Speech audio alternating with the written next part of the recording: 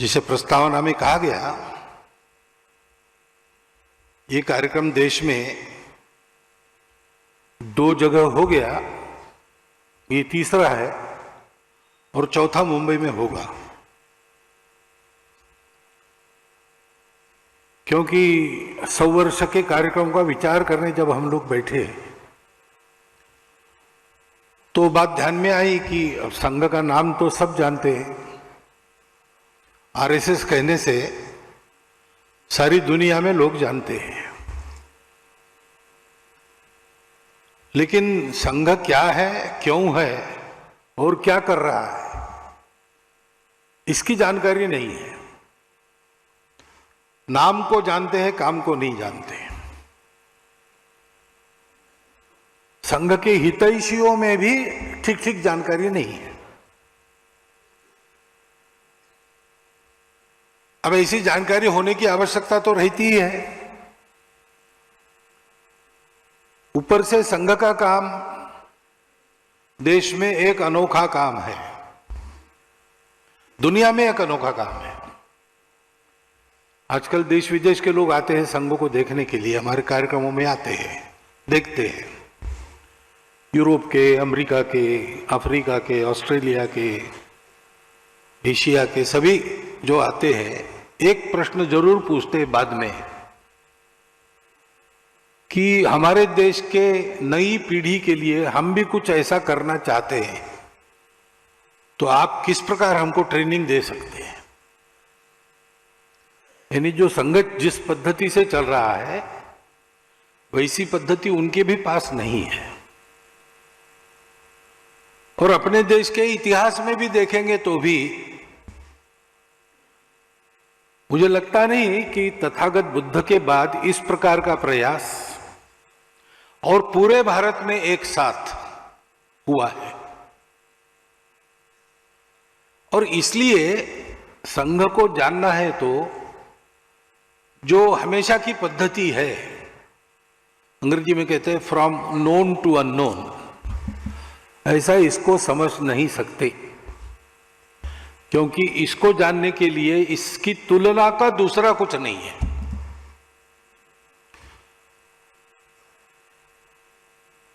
ऐसा अपने यहां सुभाषित है रामायण में, गगनम गगनाकारम सागरम सागरोपमा।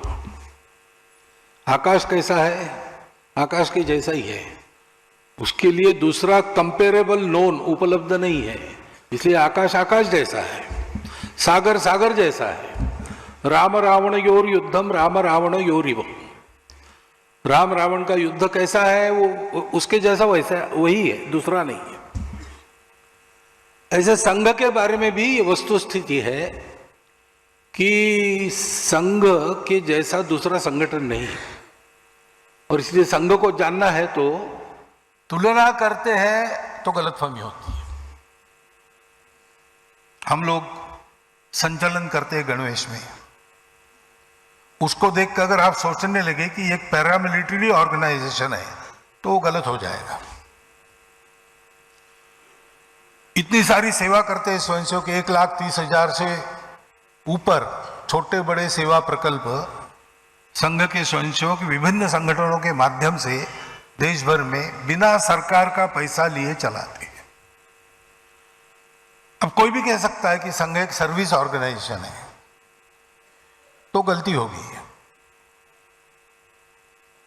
संघ के स्वयंसेवक आज विभिन्न संगठनों में काम कर रहे हैं, तो कुछ लोग पॉलिटिक्स में भी है और सत्ता में भी है।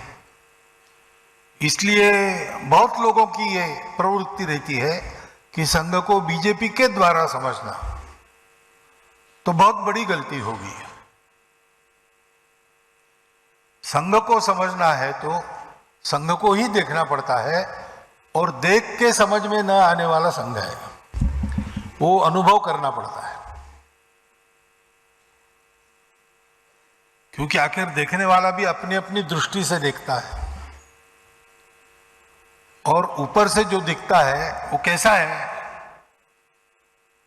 एक मित्र, उसका दूसरा मित्र वो दृष्टिहीन था, वो बैठा था, ये मित्र जा रहा था तो इसने ध्यान समझ में आया उसके कि ये अपना मित्र जा रहा है, उसने बुलाया, कहाँ से आ रहे हो?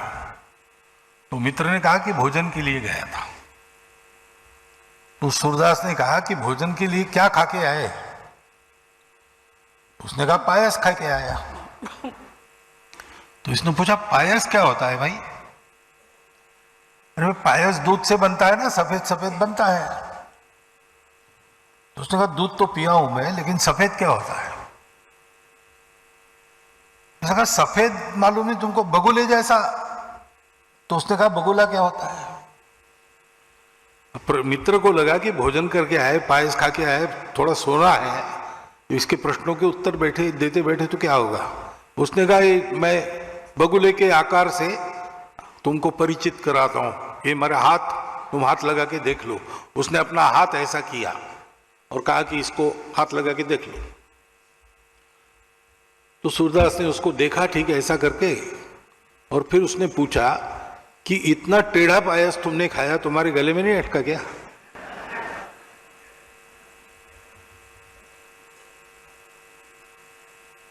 और फिर संघ के बारे में गलत नैरेटिव्स देने वाले भी लोग हैं, सरासर झूठ देने वाले भी लोग हैं। संघ का तो कोई शत्रु है नहीं, परंतु संघ के बढ़ने से अपने स्वार्थ के दुकान बंद हो जाएंगे ऐसा जिनको लगता है, वो उसके बारे में उल्टी सीधी बातें करती रहती है। और अब हम बड़े हैं तो हमको सब लोग सुनते हैं, लेकिन पहले हमको नहीं सुनते थे।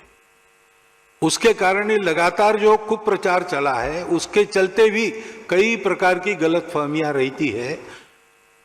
उसके कारण ऐसा डर मन में बैठ जाता है कि यहां जाना कि नहीं जाना, इसलिए भी वो गलतफहमियां ठीक होती नहीं। कुल मिलाकर नतीजा ये होता है कि संघ के बारे में नाम जानते हैं, काम नहीं जानते। इसलिए हमने 2018 में दिल्ली में एक प्रयोग किया था। दिल्ली के जो बुद्धिधर्मी लोग हैं उनमें से चुनकर 2000 लोगों को बुलाया, 1700 आए। 2 दिन व्याख्यान हुए, 1 दिन प्रश्नोत्तर हुआ। तो उसका अच्छा परिणाम हुआ, यानी संघ के बारे में जो गलतफहमियां थी वो दूर हो गई। इन सब लोगों को संघ का बनाना ऐसा तो उद्देश्य था नहीं, आज भी नहीं है। संघ को अपना मानना कि नहीं मानना, अच्छा मानना कि नहीं मानना, ये तो मानने वाले का विषय है, उसका अधिकार है, वो कुछ भी मान सकता है। लेकिन वो जो भी माने वस्तु स्थिति के आधार पर माने, नैरेटिव्स के आधार पर, सेकेंडरी सोर्सेस के आधार पर कुछ कल्पना कर ले, ये ठीक नहीं है। तो सबको संघ के बारे में वस्तुस्थिति बताने का काम हो गया। और इसलिए इस बार भी सोचा गया कि पिछले बार एक ही जगह एक कार्यक्रम किया था, अभी और नए लोगों को बुलाएंगे और इस कार्यक्रम को देश के 4 बड़े नगरों में 4 दिशाओं में करेंगे। तो प्रवास का क्रम ऐसा बन गया कि 2 दिन का समय था नहीं, या एक ही दिन में वो 3 दिन का पूरा काम आपको और मुझे मिलकर करना है। संघ के बारे में सब अपने विचार थोड़ा अलग रखकर हम संघ को प्रत्यक्ष अनुभव करें, लेकिन अनुभव करने के लिए भी इतनी आश्वस्ति चाहिए कि हाँ भाई ये अनुभव करने लायक, परीक्षा करने लायक बात है। उसके लिए जितनी आवश्यक जानकारी है वो मैं आपको देने वाला हूं। संघ का प्रारंभ क्यों हुआ, किस लिए हुआ, तो एक वाक्य में उसका उत्तर हम दे सकते हैं। संघ की प्रार्थना के अंत में रोज हम कहते हैं भारत माता की जय। विश्व में भारतवर्ष की जय जयकार हो, भारतवर्ष विश्व गुरु बने। तो भारतवर्ष के समाज में वो शक्ति पैदा हो और उसके कर्तृत्व से भारत ऐसा बने। और विश्व गुरु बने तो बनने वाला भारत ही रहे, क्योंकि भारत केवल भूगोल नहीं है, भारत एक स्वभाव का नाम है, भारत एक परंपरा का नाम है। तो वो परंपरा, वो स्वभाव कायम रखते हुए भारत विश्व का गुरु फिर से बने, इसके लिए भारतवर्ष के समाज को तैयार करने का काम संघ है। संघ किसी राजनीतिक उद्देश्य से नहीं निकला, संघ किसी की स्पर्धा में नहीं चला है, संघ किसी परिस्थिति के प्रतिक्रिया में नहीं शुरू हुआ, और न ही संघ किसी के विरोध को मन में लेकर खड़ा हुआ। यह संघ हिंदू समाज के संगठन, उन्नति और संरक्षण के लिए चला है।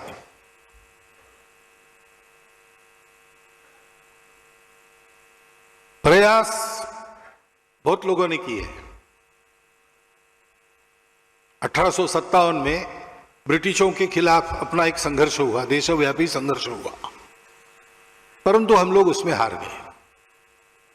हार गए तो विचार मंथन शुरू हुआ अपने तत्कालीन नेताओं में कि अपने ही देश में इतने सारे हम लोग हैं, हमारे राजा है, हमारी सेनाएं हैं, एक से एक कुशल योद्धा हमारे पास थे। ये सब होने के बाद भी मुट्ठी भर अंग्रेज बाहर से आए और उन्होंने हमारे देश को जीता और हमको परास्त किया। ये क्यों हुआ? तो मंथन में से एक उत्तर मिला, उसकी एक धारा बन गई कि भाई अभी हार गए तो क्या हुआ, फिर से यही सशस्त्र प्रतिकार करना चाहिए और अंग्रेजों को शस्त्राचार के द्वारा भगा देना चाहिए। तो 1857 में तो कंपनी का राज्य बाद में गया और रानी का राज्य आ गया, इन्हें हम पूरे गुलाम बन गए, हमारे राजा मांडलिक बन गए, तो हमारी अपनी सेना तो थी नहीं। तो फिर क्रांतिकारक गतिविधि के रूप में तब से जो चला है, शस्त्राचार के द्वारा विदेशी आक्रमकों को खदेड़ देने वाला प्रवाह, वो सुभाष बाबू के 1945 में अंतर्धान होने के बाद ही समाप्त हुआ। 47 में हम स्वतंत्र हुए, फिर उसकी आवश्यकता नहीं रही। स्वातंत्र्यवीर सावरकर जैसे लोगों ने 60 के दशक में अभिनव भारत नामक उनकी जो क्रांतिकारी संस्था थी, उसका बाकायदा समापन किया।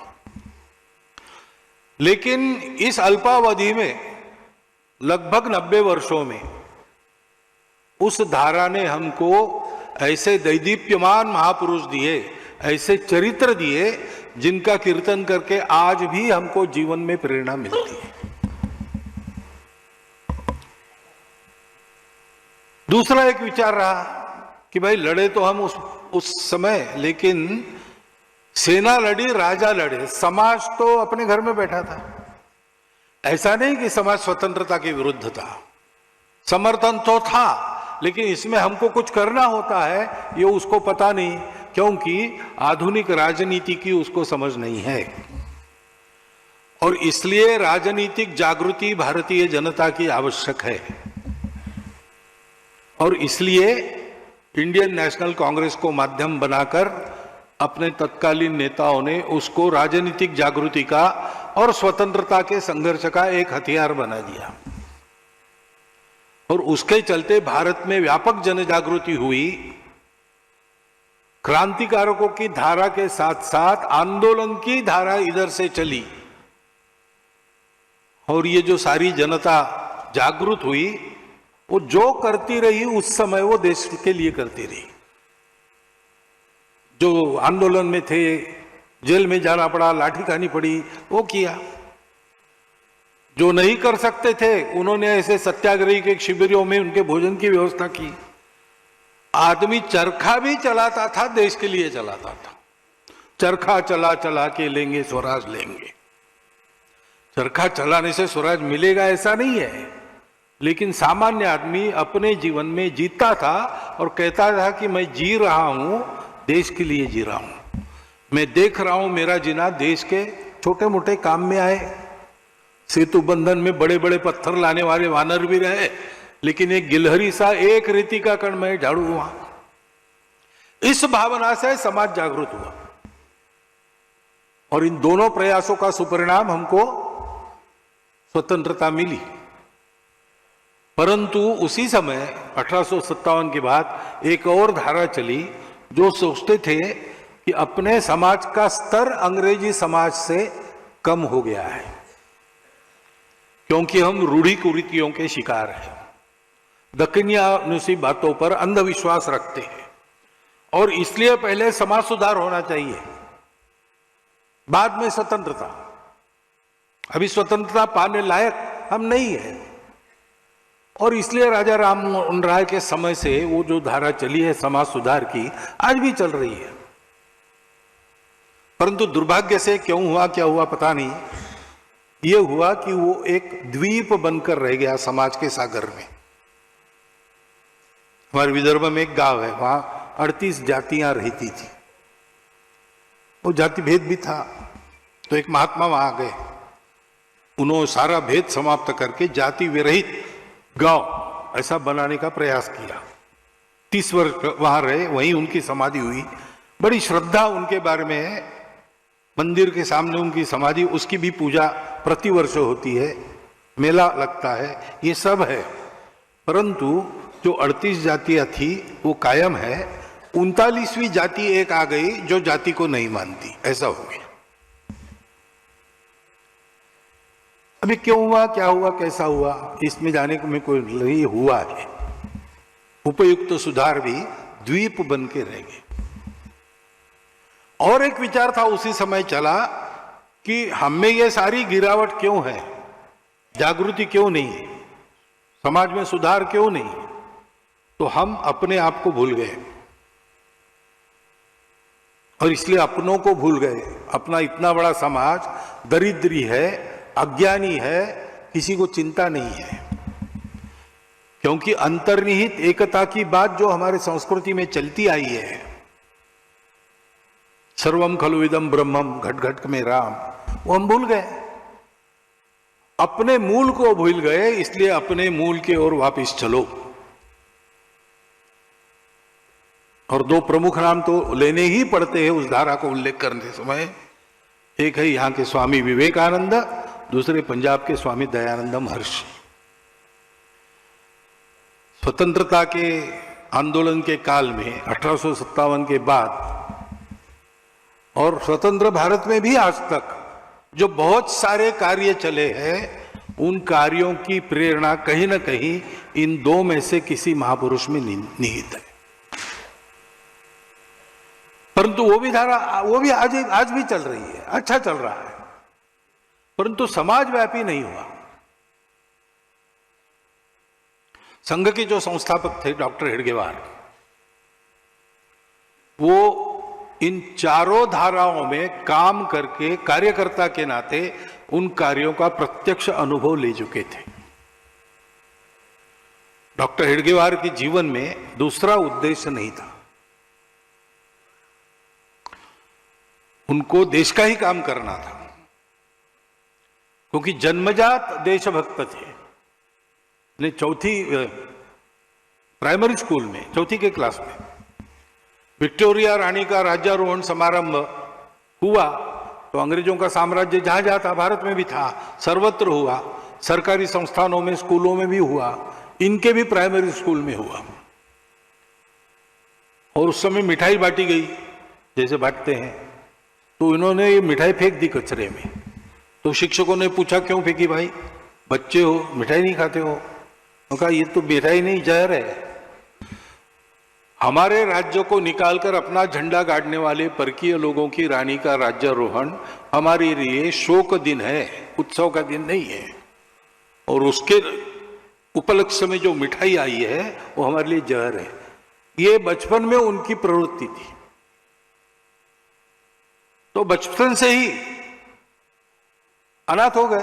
11 साल की आयु में उनके माता और पिता दोनों एक ही दिन 1 घंटे के अंतर में मर गए।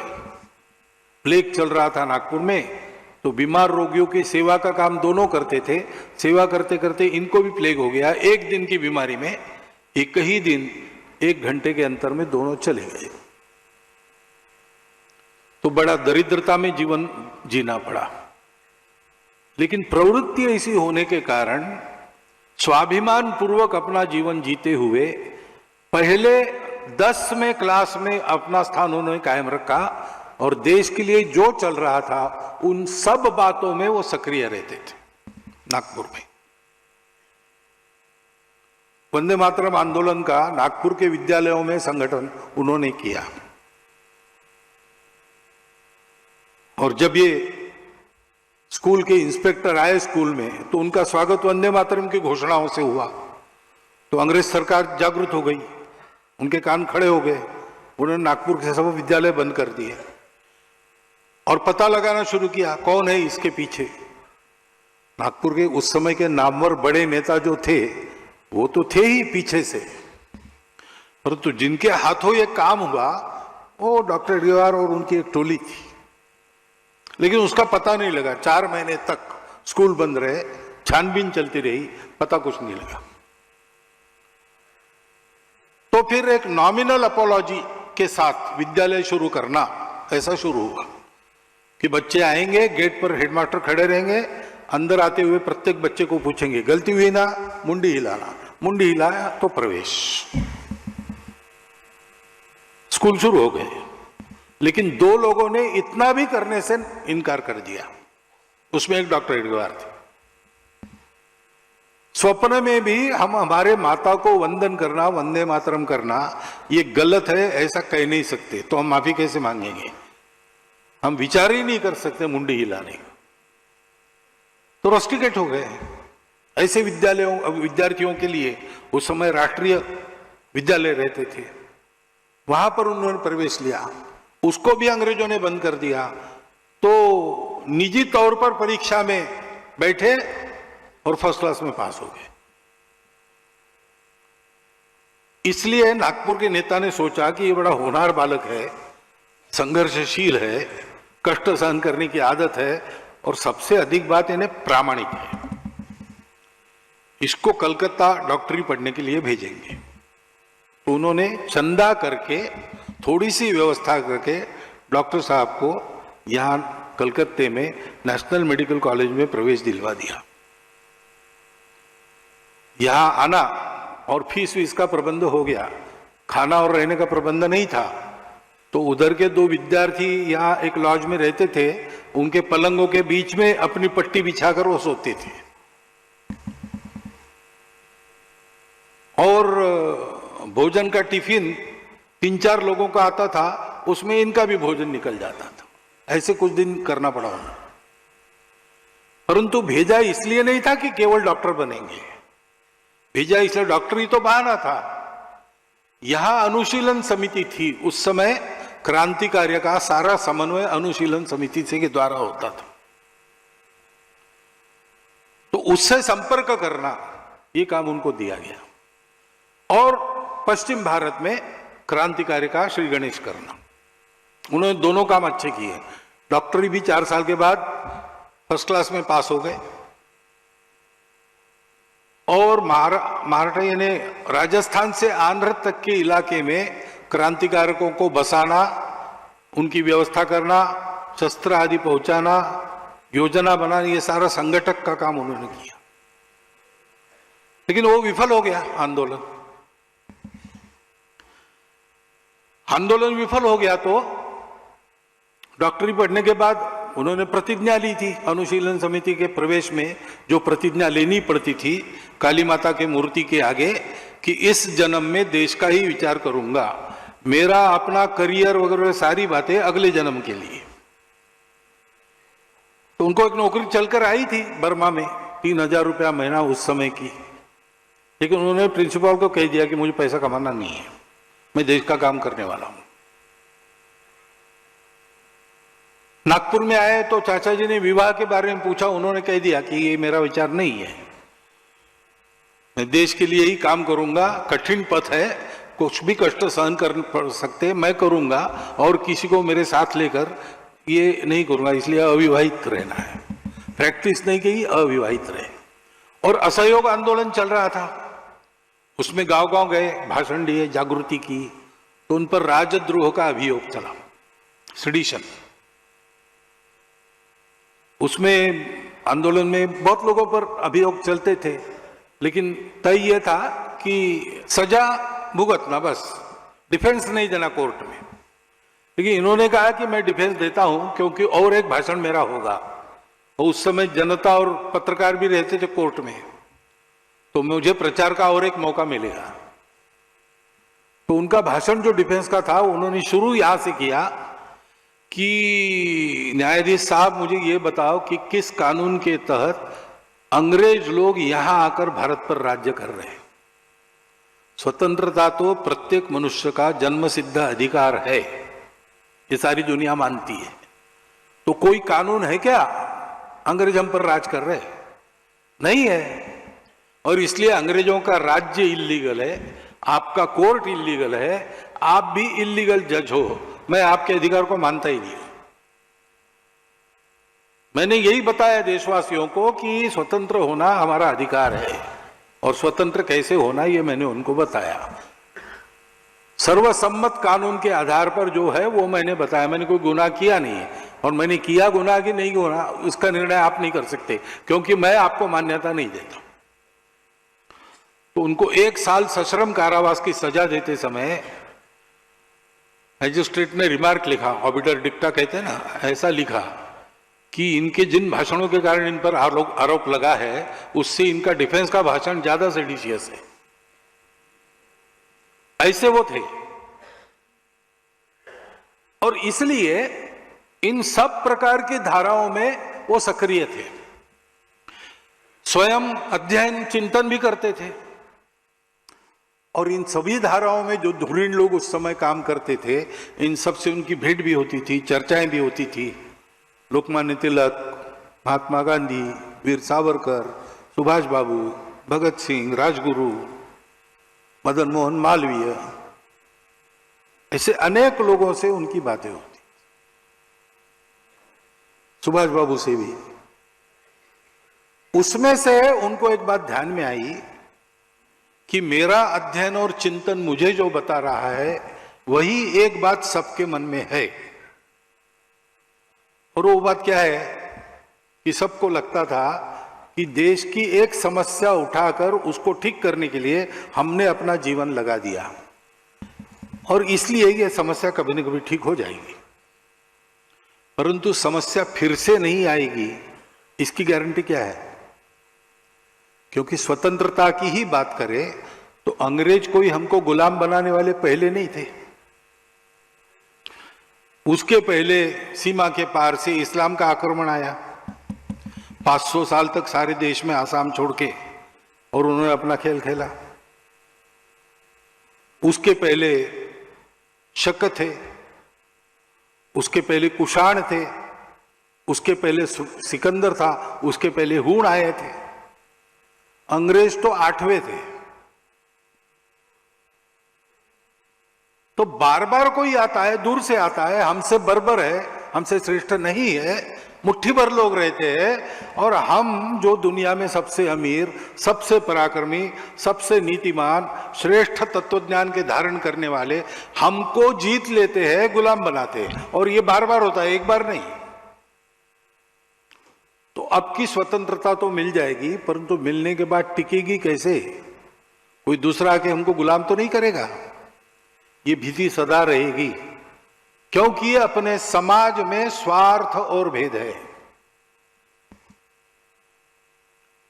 तो स्वार्थ भेद रहित एक समाज हमारा बन जाए, और इसके चलते अनुशासनहीनता, अज्ञान वगैरह सारे दोष है, तो कुछ गुणवत्ता बन जाए, तभी ये होगा कि समस्या फिर से नहीं आएगी। हम काम कर रहे हैं, अभी के लिए उपाय हो जाएगा, परंतु हमारा काम पूरा तब होगा जब ये काम हो जाएगा। समाज की एकता, समाज की गुणवत्ता, ये किसी को करना चाहिए, क्योंकि हमने यहां समय लगाया, हमको दूसरा समय नहीं है, फुर्सत नहीं है। तो फिर डॉक्टर हेडगेवार ने सोचा कि अगर ऐसा है और सब बड़े बड़े लोग इतने बड़े कामों में लग गए हैं, तो सबके काम को पूर्ण करने वाला ऐसा ये काम कैसे करना मैं प्रयोग करता हूं। त्रैलोक्यनाथ चक्रवर्ती जी को मिलने आए थे, डॉक्टर होकर नागपुर गए उसके बाद, या उस समय ही आए थे, और उनसे उनकी चर्चा हुई। तो यही चर्चा हुई कि ऐसा कुछ करना पड़ेगा, और डॉक्टर हेडगेवार ने उनको कहा कि दादा मुझे लगता है कि ये काम मुझे ही करना पड़ेगा। से 10 साल उन्होंने प्रयोग किए, और फिर 1925 के विजयादशमी में राष्ट्रीय स्वयंसेवक संघ की स्थापना की घोषणा की। मैं ये इसलिए बता रहा हूं कि जो पहले मैंने कहा, संघ कंपटीशन नहीं है, संघ रिएक्शन नहीं है, संघ अपोजिशन नहीं है, संघ अचीवमेंट के लिए भी काम नहीं करता। Sangh has come to fulfil, not to destroy. ये बात पहले समझ लेनी पड़ेगी, क्योंकि आज कोई भी सार्वजनिक काम चलता है तो लोग पहले सोचते कि क्यों कर रहा है, कुछ पाना होगा, किसी के साथ स्पर्धा होगी, यही सोचते हैं। संघ के जन्म में ये कुछ भी कारण नहीं है, बस डॉक्टर हेडगेवार के हृदय की व्यथा, देश की दुर्वस्था, संघ बन फूट निकली, हृदय की व्यथा संघ बन फूट निकली, ऐसा हम वर्णन करते हैं एक गीत में। ऐसे संघ शुरू हुआ। डॉक्टर हेडगेवार ने जो अनुभव किया उसके आधार पर उन्होंने कहा कि संपूर्ण हिंदू समाज का संगठन करना है, और संपूर्ण समाज संगठित होना मुश्किल बात है, होता नहीं। आज ही अपनी संख्या अगर 142 करोड़ है, हिंदू कहने वाले 100 भी माने जाए, 100 करोड़, तो 100 करोड़ तो एक संगठन में आएंगे नहीं, कभी संभव नहीं है और उचित भी नहीं है। परंतु ऐसे लोग रहते हैं जिनका बाकी लोग अनुकरण करते हैं। महाजनों येन गतस्स पंथा, ऐसा अपने यहां कहा है, गीता में कहा है, यद्यदाचरति श्रेष्ठ तत्तदेवेतरो जना।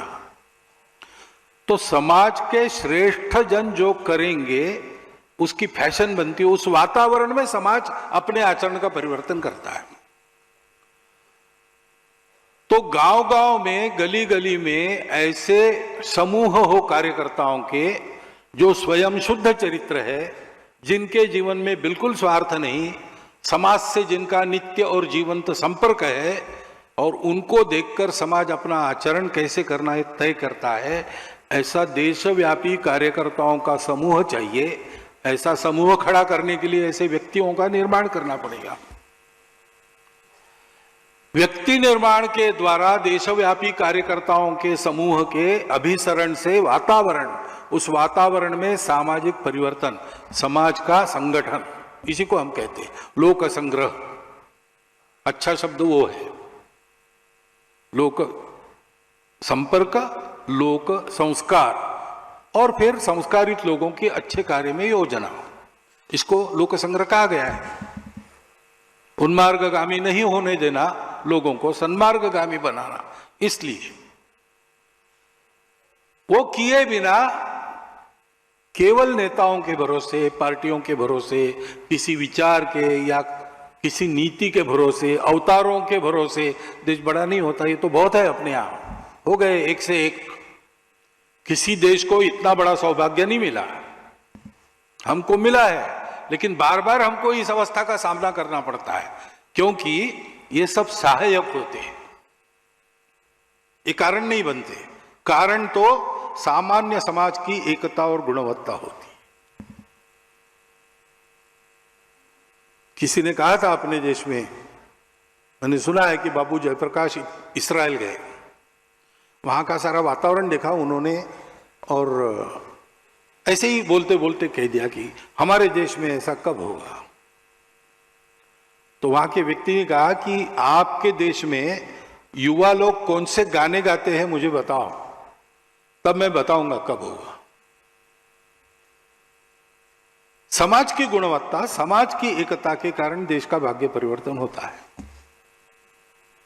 और समाज का आचरण अगर ऐसा एकतापूर्ण, गुणवत्तापूर्ण बनाना है तो व्यक्तियों का निर्माण और व्यक्तियों के यानी कार्यकर्ताओं के देशव्यापी समूह का निर्माण ये करना पड़ेगा। और इसलिए संपूर्ण हिंदू समाज का संगठन ये लक्ष्य लेके संघ निकला है, किसी के विरोध में नहीं। हिंदू समाज को संगठित करना यानी बाकी लोगों का विरोध करना ऐसा नहीं है। आप सब लोग मॉर्निंग वॉक वगैरह करते होंगे, कुछ व्यायाम करते होंगे। आपको व्यायाम करता हुआ देखकर कोई आकर अगर आपको पूछेगा कि किसको पीटने के लिए आप अपना शरीर बना रहे हो, तो आप क्या बताएंगे? अरे भाई, व्यायाम करना, शरीर को स्वस्थ रखना ये स्वाभाविक बात है। संगठित अवस्था ही समाज की सहज अवस्था है। वो नहीं है तो उसको करना है। वो आड़े वक्त में काम आती है, मारपीट में भी काम आती है, बात अलग है, लेकिन उसके लिए नहीं करते ये। ऐसे हिंदू समाज का संगठन क्यों? क्योंकि हिंदू समाज ऐसा है जिसको संगठन की आवश्यकता है। पूजनीय गुरुजी को पूछा गया प्रेस कॉन्फ्रेंस में पहले प्रतिबंध के बाद, एक पत्रकार ने पूछा कि मेरे गांव में एक भी मुसलमान, एक भी ईसाई नहीं है, तो मेरे गांव में शाखा का क्या काम है? गुरुजी ने कहा कि भैया तुम्हारा गांव छोड़ दो, पूरे दुनिया में एक भी मुसलमान, एक भी ईसाई नहीं होता तो भी अगर हिंदू समाज ऐसे कट्टा बट्टा होता तो उसको संगठन करने के लिए हम काम करते ही करते। सर्वेशाम अविरोधेन ऐसा काम है। अपने आप को बचाकर चलना ये तो करना ही पड़ता है। बस कुछ संघर्ष हुआ तो उतना ही होता है, बाकी नहीं। फिर हिंदू क्यों कह रहा, आप सबको क्यों नहीं करते? ऐसा लोग पूछते हैं कि उसका पहला कारण यह है, इस देश के लिए उत्तरदायी समाज हिंदू समाज है। इस देश का जो भी भला बुरा होता है, जो अपने आप को हिंदू नहीं कहते उनको कोई नहीं ज्यादा पूछेगा, लेकिन जो अपने आप को हिंदू कहता है उसको कोई नहीं छोड़ेगा। सब लोग उसको पूछेंगे तुम्हारे देश का तुमने क्या किया, क्योंकि ये हिंदुओं का देश है परंपरा से। देश कोई आज का नहीं है, ये सनातन काल से चलता हुआ देश है। भारत नाम बड़ा पुराना है, आज का नहीं है। अंग्रेजों के आने के बाद हम एक राष्ट्र बने, ये गलत बात है। 1940 तक इसको कोई नहीं मानता था, सब लोग मानते थे भारत सनातन कालों से चलने वाला, सनातन काल से चलता आया हुआ राष्ट्र है, एक राष्ट्र है। योगी अरविंद ने तो कहा ही है उत्तरपाड़ा के भाषण में। लेकिन रजनी पामे दत्ता, कम्युनिस्ट पार्टी के फाउंडर मेंबर जो थे, उन्होंने 1932 में पुस्तक लिखी। 1972 में उसको रिवाइज किया गया। आज भी ये बात उसमें लिखी हुई मिलती है। उन्होंने अंग्रेजों को कहा कि आपको लगता है कि आपके आने के कारण हमको ये डेमोक्रेसी वगैरह सारी चीजें मिली, ये आपकी गलत बात है। आप नहीं होते तो भी हमारे वेदों के भरोसे हम ये सब कर लेते। अब ये हमारे वेद कब से है भाई? सबसे प्राचीन साहित्य है दुनिया का, हमारा देश तब से है। तब से इस देश की एक विशेषता को देखकर इसको भारत कहा गया है। ये सब लोग ज्ञान साधना में और प्रकाश की साधना में रत रहते हैं। तमसो मां ज्योतिर्गमय, इस प्रयास में ये सब लोग रहते हैं और इसलिए भारत है। और दूसरी बात है कि केवल इस देश के लोग हैं जो सभी विविधताओं को स्वीकार करते हैं, उसका सम्मान करते हैं, रास्तों को लेकर झगड़ा नहीं करते कभी भी। कहते कि सब रास्ते एक ही जगह मिलेंगे। रुचि नाम वैचित्र्यात रुजु कुटिल नाना पथयुताम नृणाम एको गम्यस्त्वमसि प्रण पैसा मरना वही। रुचि प्रकृति के कारण टेढ़े मेढ़े सीधे साधे अनेक प्रकार के रास्ते होते हैं, लेकिन मनुष्यों को भगवान की ओर ही जाना है। जैसे कहीं पर पड़ेगा पानी तो जाएगा सागर में। इस बात के चलते सभी विविधताओं को सत्य मानने वाला, स्वीकार करने वाला, आदर करने वाला और ये कहने वाला कि अपनी अपनी श्रद्धा पर पक्के रहो, दूसरों की श्रद्धाओं का सम्मान करो, भद्र व्यवहार आपस में करके मिलकर चलो, संगच्छध्वम संवदध्वम संवो मनावसी जानता। ये जिसकी विशेषता है वो भारत देश है। ये दोनों विशेषताएं इस देश में चलती आई, इस देश के अच्छे दिनों में भी और बुरे दिनों में भी। यहां के लोगों ने इसको नहीं छोड़ा, अभी तक उसको संभाल कर लाया है, क्योंकि कभी कभी दुनिया को आवश्यकता पड़ती तब इसी देश से उनको ये सारा पाते मिलता है।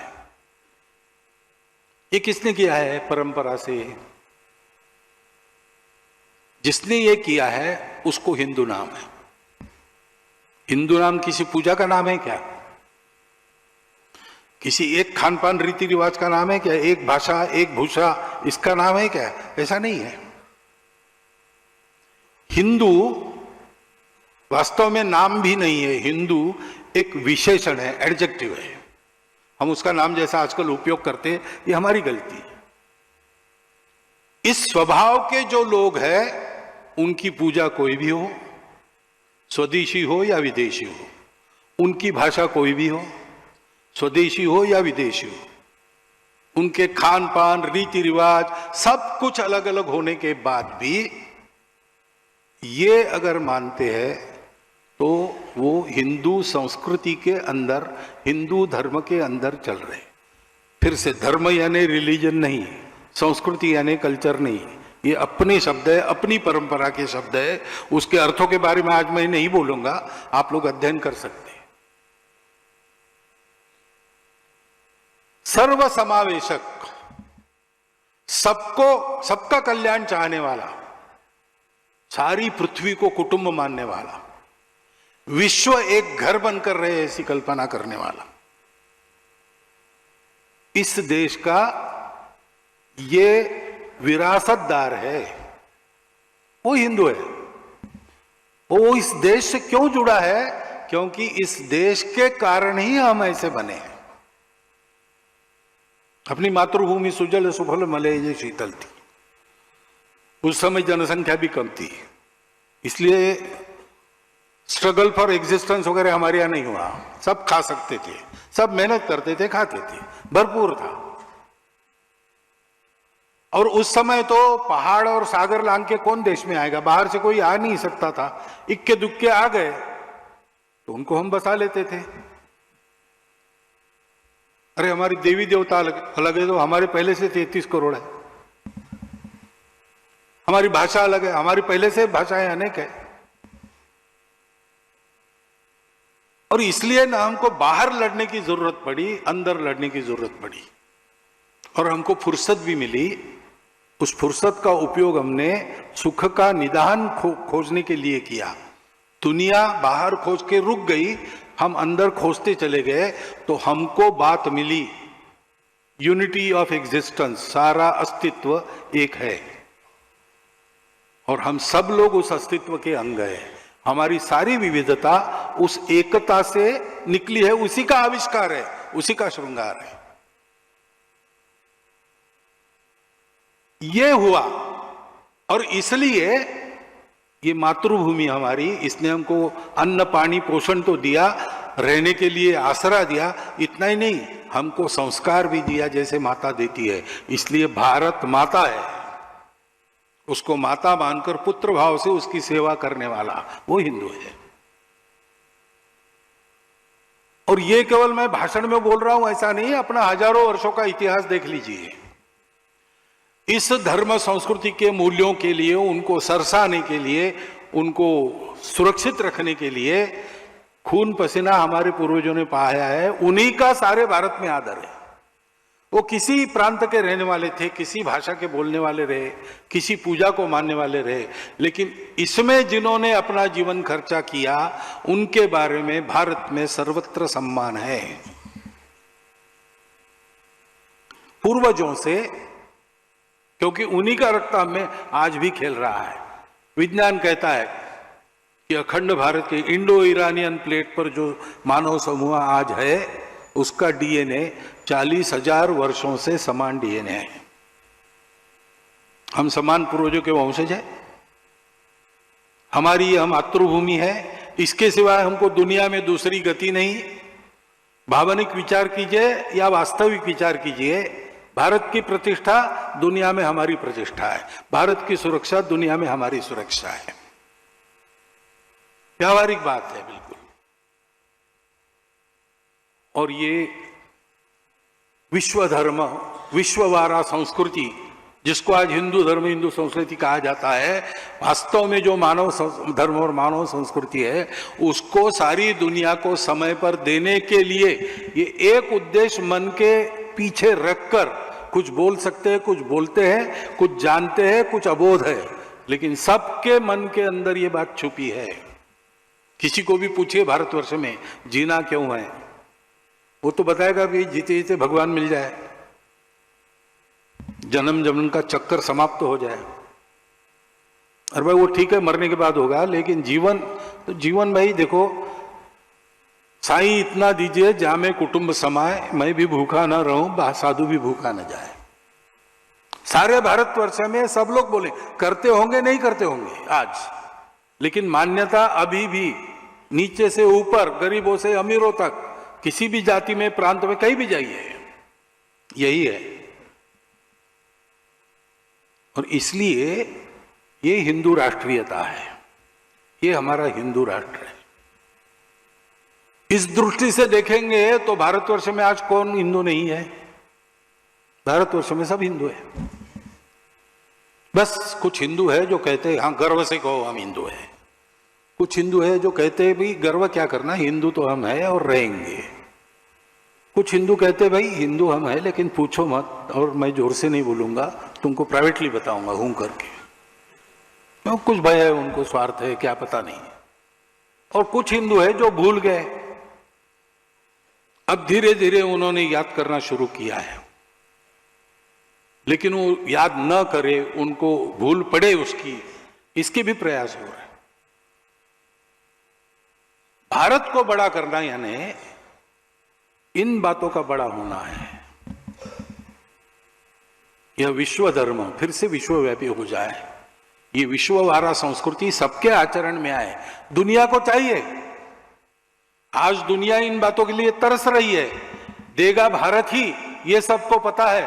भारत को उसके लिए तैयार होना है, और भारत को तैयार होना है तो ये सब काम करने पड़ेंगे। ये सारा विचार जो मैंने बताया कोई संघ ने थोड़ी सोचा है, ये अपना सनातन विचार है, चलता आया है, सब ने उसका बखान किया है, सब ने भारत की इस एकता को इस प्रकार से ही माना है।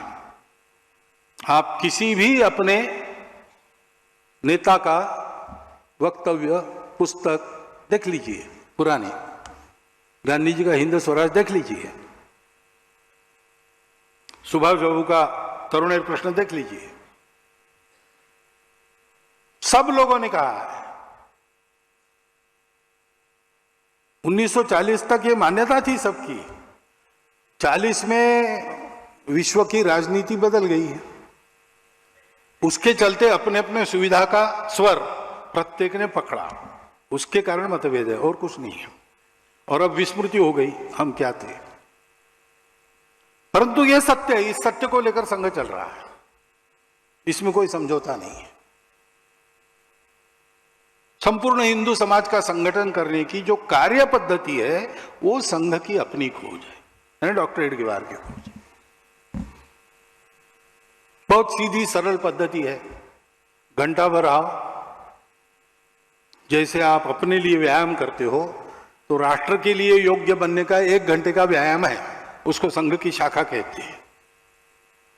सारी बातें भूल जाओ, आटे दाल के भाव भूल जाओ, राजनीति भूल जाओ, भेद भूल जाओ, स्वार्थ भूल जाओ, सब कुछ भूल जाओ। मातृभूमि, हमारे पूर्वजों का गौरव, मातृभूमि की भक्ति के गीत, पूर्वजों के गौरव के गीत, और अपने देश के भाइयों के साथ वो कौन है, क्या है, कौन सी भाषा बोलते हैं, कितना पैसा, कुछ न सोचते हुए ये मेरे अपने भारत माता के पुत्र भाई है, इस नाते उनके कंधे से कंधा मिलाकर, कदम से कदम मिलाकर चलो, उनके साथ मातृभूमि की मिट्टी में खेल खेलो। 1 घंटा सब भूल के देश का चिंतन, देशवासियों का चिंतन, ये करने का ट्रेनिंग लो।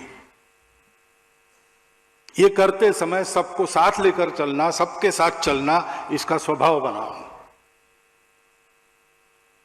और ऐसा ये ट्रेनिंग लेते लेते